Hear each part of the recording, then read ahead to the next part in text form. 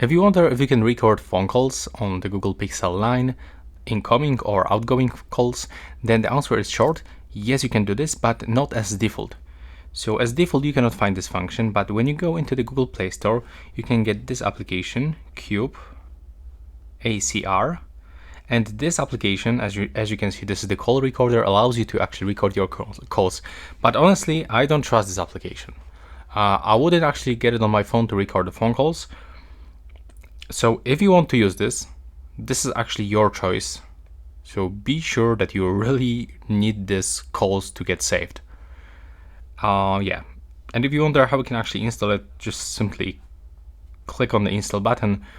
After this, when you open this application, you will have to actually open it and then grant a lot of permissions to your storage, to your contacts, phone, microphone, and stuff like this. But I'm not gonna do this. This is just quick information for you if you are looking for a solution.